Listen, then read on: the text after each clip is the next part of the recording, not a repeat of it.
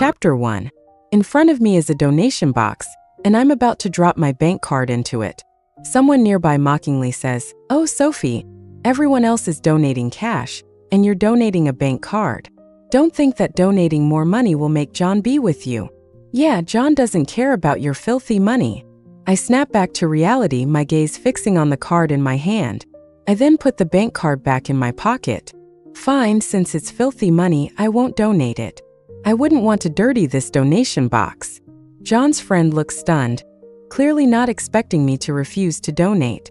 John comes from a poor family. His mother has been chronically ill, and he's known as one of the poorest students in school. That's why the teachers organized this donation drive for his family. In my previous life, I foolishly donated the entire $10,000 I had saved over the past 2 years. The bank card stood out among the colorful bills. When people found out I had donated $10,000 to John, some said I was obsessed with him, others said I was crazy, and some even admired my generosity. But John's friends claimed I was humiliating him with money. Since that's how they felt, I decided not to humiliate him in this life. Just as I turned to leave, a familiar voice called out, "This is a donation drive. How can you say you won't donate?"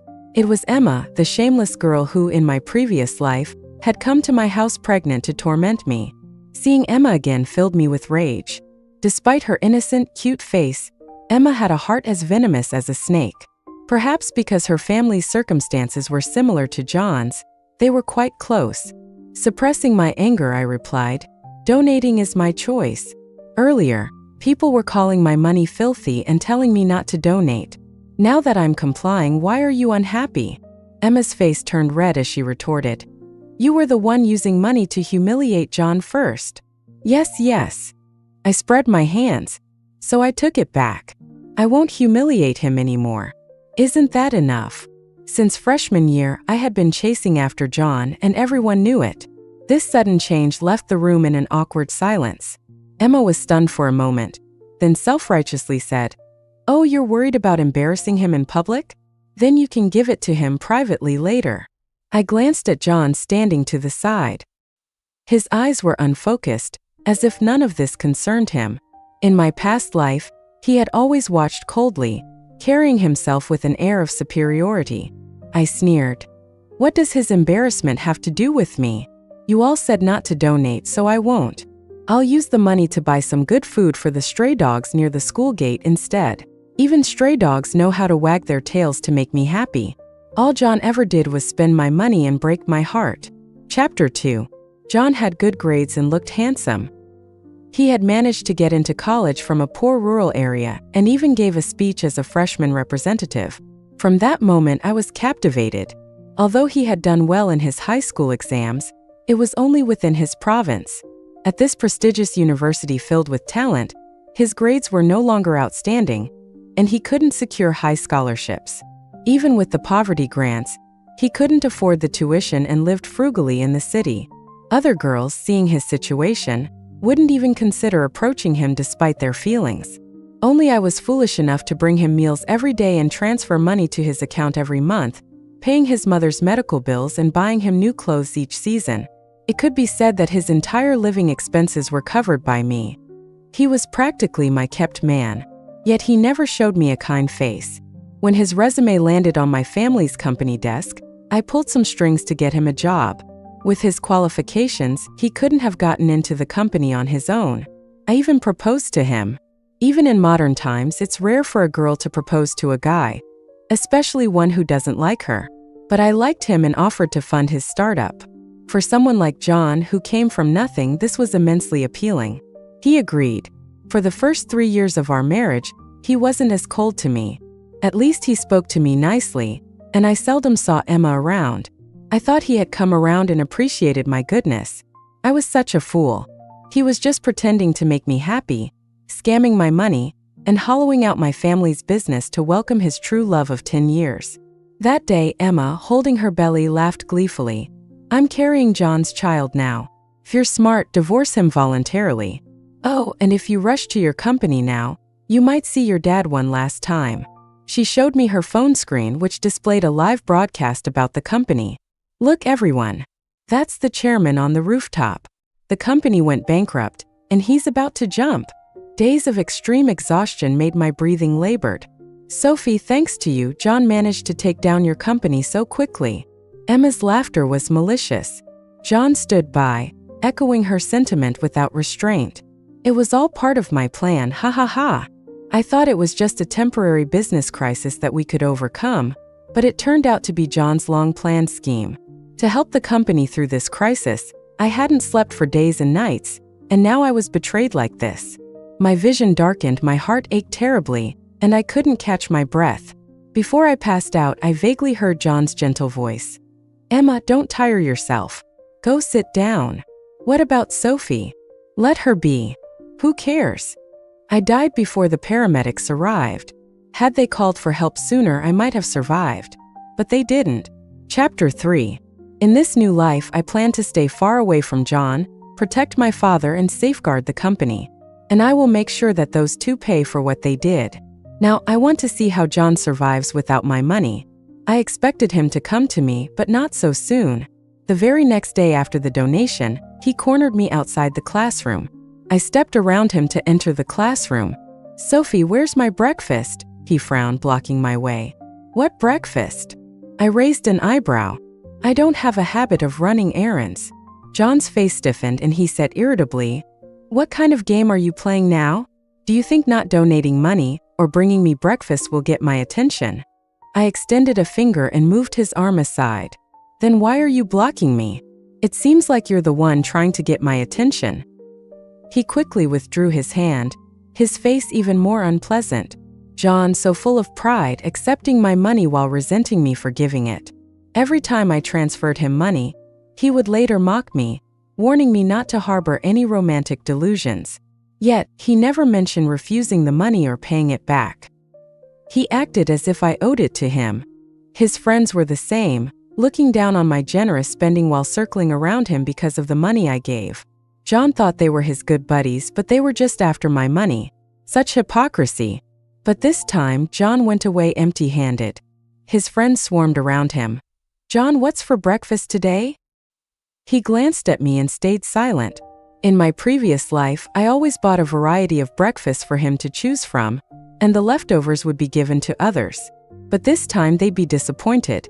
Seeing no breakfast, one of them slammed the table angrily. Sophie, not donating was one thing, but not even bringing breakfast for John. How selfish can you be? Chapter 4. John had excellent grades and good looks.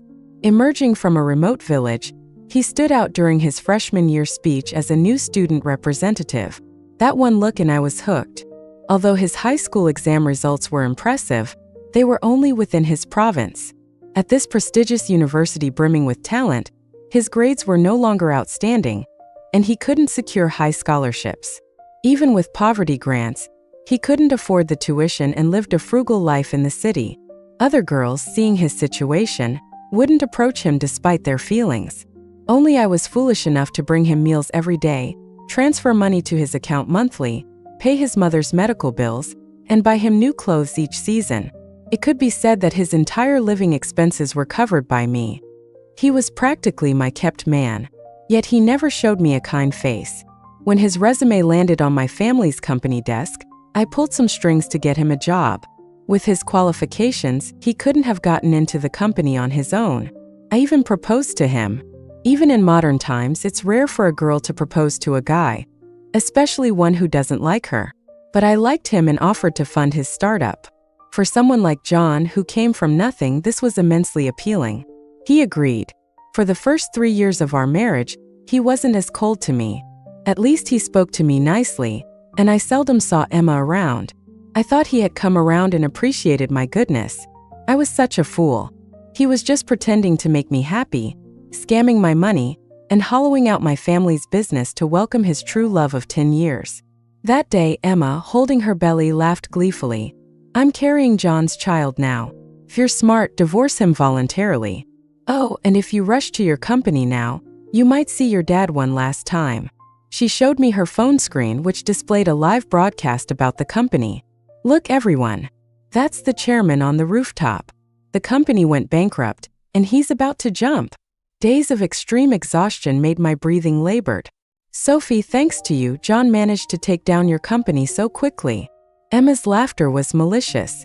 John stood by, echoing her sentiment without restraint. It was all part of my plan, ha ha ha. I thought it was just a temporary business crisis that we could overcome, but it turned out to be John's long-planned scheme. To help the company through this crisis, I hadn't slept for days and nights, and now I was betrayed like this. My vision darkened, my heart ached terribly, and I couldn't catch my breath. Before I passed out, I vaguely heard John's gentle voice. Emma, don't tire yourself. Go sit down. What about Sophie? Let her be. Who cares? I died before the paramedics arrived. Had they called for help sooner, I might have survived. But they didn't. Chapter 5. In this new life, I plan to stay far away from John, protect my father, and safeguard the company. And I will make sure that those two pay for what they did. Now, I want to see how John survives without my money. I expected him to come to me, but not so soon. The very next day after the donation, he cornered me outside the classroom. I stepped around him to enter the classroom. Sophie, where's my breakfast? He frowned, blocking my way. What breakfast? I raised an eyebrow. I don't have a habit of running errands. John's face stiffened and he said irritably, What kind of game are you playing now? Do you think not donating money or bringing me breakfast will get my attention? I extended a finger and moved his arm aside. Then why are you blocking me? It seems like you're the one trying to get my attention. He quickly withdrew his hand, his face even more unpleasant. John, so full of pride, accepting my money while resenting me for giving it. Every time I transferred him money, he would later mock me, warning me not to harbor any romantic delusions. Yet, he never mentioned refusing the money or paying it back. He acted as if I owed it to him. His friends were the same, looking down on my generous spending while circling around him because of the money I gave. John thought they were his good buddies, but they were just after my money. Such hypocrisy. But this time, John went away empty-handed. His friends swarmed around him. John, what's for breakfast today? He glanced at me and stayed silent. In my previous life, I always bought a variety of breakfasts for him to choose from, and the leftovers would be given to others. But this time they'd be disappointed. Seeing no breakfast, one of them slammed the table angrily. Sophie, not donating was one thing, but not even bringing breakfast for John. How selfish can you be? Annoyed by their disturbance so early in the morning, I retorted, What? Do you all expect me to support you too? How about calling me Mom? And I might consider it. The person's face turned red with anger but still tried to argue. It's just breakfast. You're so rich and you can't spare a little money. I looked them up and down mockingly. Do you know you look just like a beggar asking for handouts? John, who had been silent, finally couldn't hold it in anymore and said coldly, Enough. I will earn a scholarship. I don't need your charity. I looked up at him. In 10 years, this was the first time I heard him say something so dignified. I couldn't help but laugh. John's face darkened. What are you laughing at? Do you think I can't do it? Oh, nothing. I wish you success and I'll be watching. If he could do it, why didn't he do it before? Chapter 6. In my previous life, I transferred living expenses to John's account monthly, and he would spend it all. Every time he received the money, his friends would pester him to treat them, and Emma would hint at her own financial difficulties. He would give her money and buy her gifts. Looking back now, I was truly a philanthropist, supporting so many people before even starting my own family. But this month, I didn't transfer any money. John's mother was seriously ill and needed money urgently. The donations from the class were far from enough, and even if he used his living expenses to cover the gap, it still wouldn't be sufficient. When the driver came to pick me up, he habitually asked, Miss, are we going to the hospital? Every month end, I would visit John's mother and pay the medical bills. I shook my head. No, let's go home. And don't ask me about it again. The driver's surprised look quickly disappeared as he adjusted the route. As soon as I got home, I received a call from the hospital. Miss Sophie, the medical bill hasn't been paid this time. John had listed me as the contact. From now on, please contact the patient's son, John. I'm not her daughter, and I won't pay her bills anymore. I hung up the phone and heard my dad's delighted voice behind me. Sophie, you're home early today? My eyes welled up instantly. In my previous life, my father had worked himself into poor health. He raised me single-handedly and managed to pull through several crises for the company. But on that fateful day, he chose to jump off a building because he didn't want to burden me. Seeing my silence, my dad anxiously walked over. "What's wrong? Did someone bully you? Was it that John kid? I'll go find him." I quickly stopped him. "No one can bully me. I have nothing to do with him anymore." He was stunned and then laughed heartily. "Great." My daughter finally wised up and saw through his true colors so quickly. My dad had never approved of John. He had tried to advise me, but I was too obsessed with John to listen. All he could do was protect me as best as he could, but in the end, all his efforts were in vain. I took a deep breath and changed the topic. "Dad, I've seen our friends' social media posts saying people your age should take good care of their health. Tomorrow, I'll take you for a checkup." He nodded, pleased. "Sure, if my daughter cares about my health, I'll definitely oblige." I accompanied my father to the hospital for a full checkup the next day. While he was undergoing tests, I went to pay the fees and happened to see John and Emma pleading with the doctor to extend the payment deadline and start treatment first. Holding the bill, I queued up. Emma, with her sharp eyes, spotted me and immediately called out, "Doctor, the person who pays is here. Over there. Can we start the treatment now?" I rolled my eyes. She was truly dense, not understanding my earlier words at all.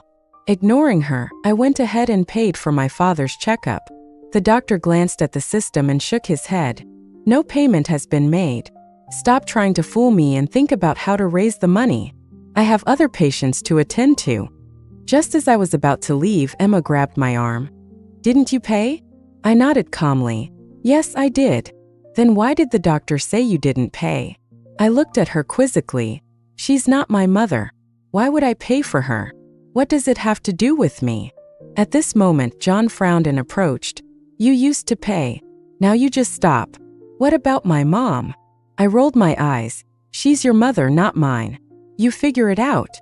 John looked pained and forced himself to say, "You're just trying to be with me, right? If you pay, I'll consider being with you." I stepped back. "That's not right. My mom's long gone. Are you saying you want your mom to?" Emma screamed. "Sophie, you're evil. How could you wish ill upon his mother?" I sneered. "I didn't say that. Since you want to save her so badly, why don't you pay? I have more important things to do. Goodbye." In my previous life, whenever I visited John's mother, she treated me as a walking ATM. She only saw me as someone to exploit. Even after I married John, she constantly urged him to hand all his money over to her. Someone like that wasn't worth saving a second time. After my father's checkup, I noted down everything the doctor said. This time I would ensure he stayed healthy. Not only that, but I would also protect his business. As for John's family, they could fend for themselves. Chapter 7. John took on multiple part-time jobs. He stopped treating his friends to meals and giving money to Emma. He even asked them to return the money they owed him. He kept meticulous accounts, making sure they repaid every penny. Of course, the results were disappointing. His so-called friends vanished, and only Emma stayed by his side. She probably thought I was just temporarily angry and would eventually resume supporting John. She was sorely mistaken. In the classroom, Emma shamelessly confronted me. "I know you're jealous because of me, but don't worry. John and I have nothing. You can continue supporting him. Right now, he desperately needs money. Give him $10,000, and he'll definitely be with you." $10,000? I laughed. How shameless. Wasn't he the one who said he didn't need my charity? And what right do you have to say this to me? Besides, with $10,000, I could find someone much better than him. Out of the corner of my eye, I saw John approaching. He clenched his fists, enduring the humiliation. The continuous work had taken a toll on him, and he looked terrible. His expression was full of humiliation, but he spoke humbly. "Sophie, you win. I agreed to be with you. Please pay the medical bills." I sneered. "Do you think this is a game? When did I say I wanted to be with you?" He took a deep breath and closed his eyes. "You've been trying to get my attention by not giving me money or bringing breakfast. You've succeeded. Are you happy now?" I coldly replied, "John, listen carefully. I don't like you anymore. You're poor and have no skills. Why should I continue liking you? Stop bothering me. Isn't it shameful for a man to keep asking a woman for money? Understand. John staggered, unable to believe it. That's impossible. Even if you don't like me anymore, can you help me one last time? I've given you plenty of money before. It should be enough for the medical bills if you saved it. But you spent it all, gave it to others. It's your fault. If you need money, get it back from them. His face turned deathly pale, and he reached out to grab me. Sophie. I stepped back, avoiding his grasp. To my surprise, he collapsed. It mirrored the scene from my previous life when I collapsed and died, but this time our roles were reversed. What did it matter to me? John. Sophie, you've gone too far. You've driven him to faint. Emma screamed, rushing over to check on him. John was breathing steadily, unlike when I died. He had merely fainted. How unlucky. I nudged him with my foot. Hey, wake up. He didn't move. Our classmates gathered around, whispering, but no one stepped forward to help. I scanned the crowd and pointed at a few who usually hovered around John. You enjoyed the free meals. Now it's time to repay the favor. Take him to the infirmary. Why should we? You're the one who made him faint. I sneered. You were the ones who spent all his money, making him work multiple jobs and faint from exhaustion. Should I call the police to see if you should repay the money? After all, it was my money. I have every right to ask for it back. They immediately fell silent, reluctantly lifting John and carrying him out. Emma shot me a hateful glare before leaving, filled with resentment. What did she have to be resentful about? Chapter 8. I remembered how Emma used to sow discord between us. When I wore new clothes, she'd say, Sophie is so lucky, born into a wealthy family, changing clothes every day. We can't compare. We have to be frugal. Right, John? When I had a new purse, she'd say, this must be a luxury brand, right? John, you've never seen one, have you? Neither have I. She's from a different world than us. Her experiences are different. Even if I bought a simple cup of milk tea, she'd comment, that milk tea costs dozens of dollars. I've never had one. You must look down on the cheap drinks we usually have, right? I tried to defend myself, but John wouldn't listen. He'd only become more annoyed with me, thinking I was flaunting my wealth and looking down on him. Emma seemed to take pleasure in it. Despite having everything, I couldn't win John's heart, but Emma had his favor. It was like she had taken something I could never have. I realized she was just envious. Envious of my better family background, trying to get something from me by getting close to John. She would always flaunt the gifts John gave her, which were actually from my money. The watch on her wrist was a gift from me to John, which he gave to her instead. She would feign innocence, saying, oh, this is the gift you gave John. He didn't like it, so he gave it to me. You don't mind, do you? Or should I return it? But you might dislike it since I've used it. John would coldly watch me, making me afraid to say I minded. Any word from me was wrong. In front of John, I had no pride or dignity. I rarely gave gifts, but he could easily give my gifts to someone else. I realized I hadn't bought anything for myself in a long time. My living expenses were all saved to cover John's mother's medical bills. Now, I would spend my money on myself openly, without caring about anyone's opinion. When John was in the infirmary, I went to the mall. The best way to celebrate breaking free from misery was to shop. I didn't expect to see Emma there. She should have been in the infirmary with John. I followed her quietly and saw her enter a luxury watch store. She blushed and told the sales clerk she wanted to return a watch. I stood at the entrance watching her get rejected. She didn't have the receipt. I had removed the tags and discarded the receipts for everything I gifted John to spare his pride. Emma turned around awkwardly and saw me. I lazily leaned against the doorframe watching her. Her face turned red with anger. You're just here to see my embarrassment, aren't you? I nodded honestly. You guessed right. She became even angrier. It's all because you stopped giving John money, forcing me to return his gift. Is it really for John's sake? Or are you just out of money? I tilted my head towards the nearby escalator. She hastily denied. What are you implying? I don't need money. Then why did you come when he's sick? Emma choked, then lashed out. Since you know, why ask? I hate you. I approached John to annoy you and get money. I stole your man and spent your money. Are you satisfied? I smiled without saying a word. Her agitation grew. You might be rich, but so what? John doesn't love you. His mom doesn't like you either. She wanted me as her daughter-in-law. John is poor, but you're the fool giving him money. I benefited from it. Shut up. John stormed over, his face livid. I had seen him coming and waited for him to hear Emma's true feelings. John didn't immediately confront her, instead anxiously looking at me. Sophie, I love you. Don't listen to her nonsense. Chapter 9. This was a joke. In 2 lifetimes he had never said he loved me. He even hated me to the point of ruining my family. Yet he could say this now.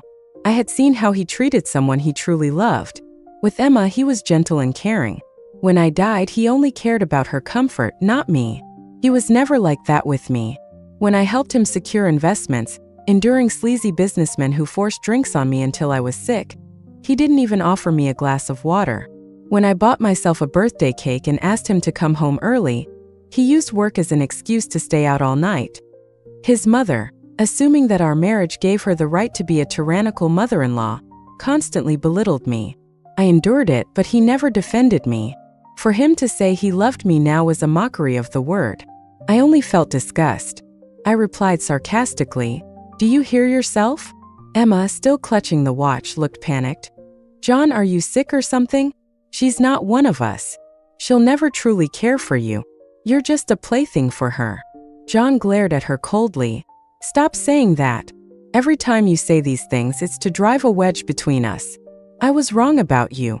Emma, desperate, grabbed his arm. "I was just angry, trying to provoke Sophie. I don't really think that way."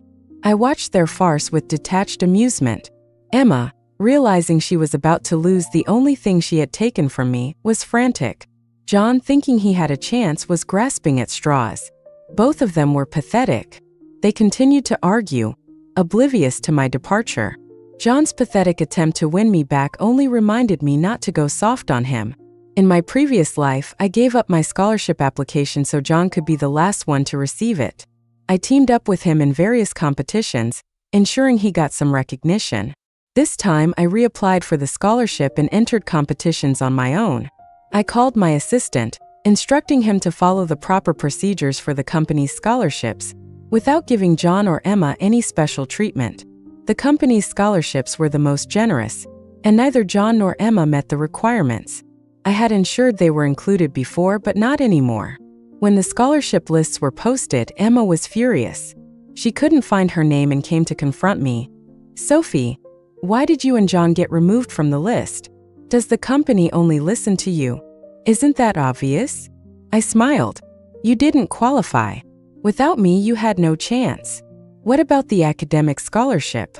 Why didn't John get it?" I shrugged. "His grades weren't good enough. How's that my fault? You're so rich. Why do you need the scholarship?" Our classmates gathered around, whispering. I laughed. Did I take someone's spot? Anyone here think I stole their scholarship? One classmate raised their hand. "No way. My grades aren't good enough. Even if you hadn't applied, I wouldn't have gotten it. Yeah, I'm in the top 3. You didn't push me out. Fair competition. Who's doing what? If you're not good enough, don't blame others.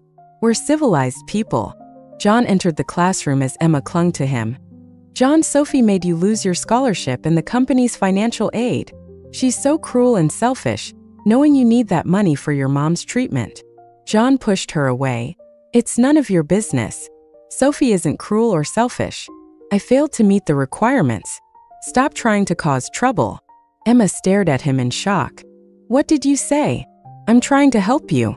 Didn't you say you needed the scholarship?" John looked at me. Emma was out of line. "I'm sorry." Emma's eyes were filled with hatred as she glared at me. I felt a chill run down my spine, sensing something terrible was coming. Chapter 10. John asked to meet me by the lake. I didn't want to go, but he said it would be the last time. After that, we would go our separate ways. When I arrived, he was staring at the lake, lost in thought. "Sophie, I had a dream. In it, you were different. You donated money, supported me, and married me." He turned, testing my reaction. From the moment he said he loved me, I felt something was off. His defense of me in class was even more suspicious. His probing confirmed my suspicions. I continued. And then I died, right? You were the one who caused it. John had been reborn too. He dropped his facade, adopting the demeanor he had in his later successful years, calm and composed, yet now tinged with anxiety. I regret it. I regret not saving you. My pride got in the way, and Emma's manipulation made me resent you. I thought she was my true love. After marrying her, I realized she only wanted my money. She never loved me. Only you did. I replied indifferently. None of that matters now. There's no more genuine love. John's eyes reddened. Can you give me another chance? I've died once too. Emma pushed me off a cliff, claiming I fell by accident and inherited everything. She even got herself a new boyfriend. We've both died once. That makes us even, right? I scoffed. She didn't push you. How is that even? He pleaded. Then kill me once. Sophie, let's start over. I'll be good to you, better than I was to Emma.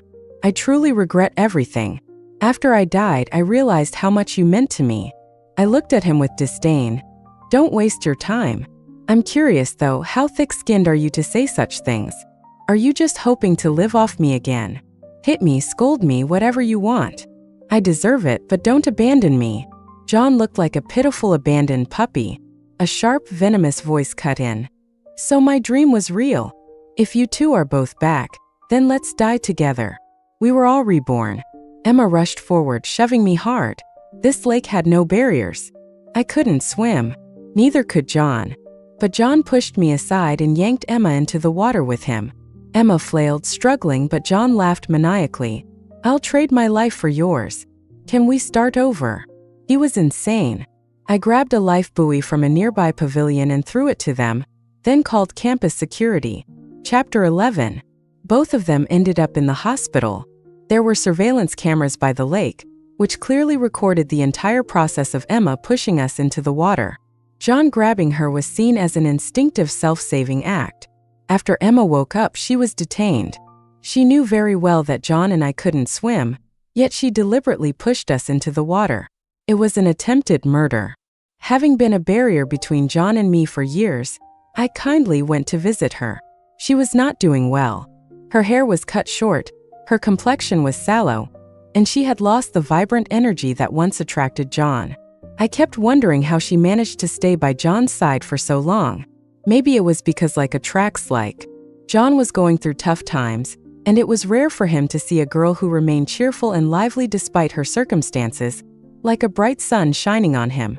Or perhaps his insecurities made him feel even more unbalanced when facing me, and all his feelings were overshadowed by this imbalance, turning into jealousy, dislike, and resentment. But none of that matters anymore.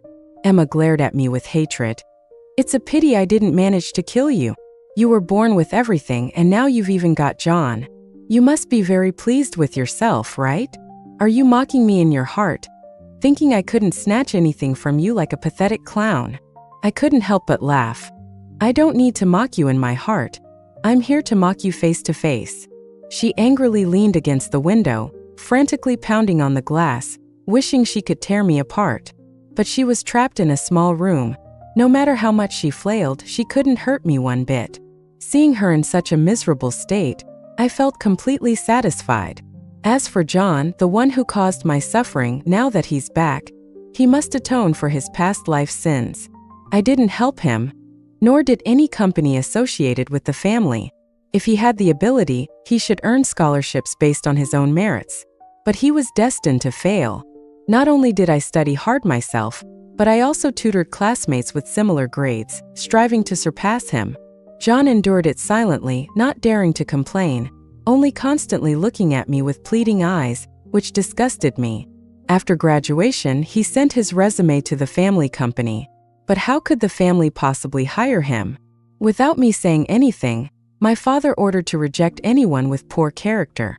John couldn't find a job, so he had to take on part-time work and odd jobs to barely make ends meet, unable to pay for his mother's medical bills. His mother was kicked out of the hospital, and they lived in a basement. As for how long his mother could hold on, I didn't care. Those who don't appreciate kindness, well, if they pass away, so be it. Chapter 12. After graduation, I followed my father's arrangement and met the son of his old friend, Mr. Williams. We were well-matched, had similar insights, and shared the same values. After spending some time together, we felt quite compatible. We had common interests, were honest and respectful to each other, supported each other in life, and were equally matched in work. I didn't have to constantly please him, and he wouldn't maliciously speculate about me. When we walked into a Western restaurant together, we saw John working as a part-time waiter. He approached our table, looking uneasy yet with a hint of longing. "Sophie, this is..." Without hesitation, I shattered his illusions. "My boyfriend, William." William had heard about my past with John. When I asked if he minded, he said he wanted to be the next and last person to hold my concern, and that the one who didn't cherish me would never have another chance. At this moment, William smiled calmly and confidently. "Hello. I am Sophie's boyfriend and fiancé. We are getting married in a month. If you have time, Mr. John, you are welcome to join us and witness this important moment for Sophie and me." He held my hand tightly, his eyes full of hostility as he stared at John, as if guarding his territory in front of an enemy. I gave him a reassuring look.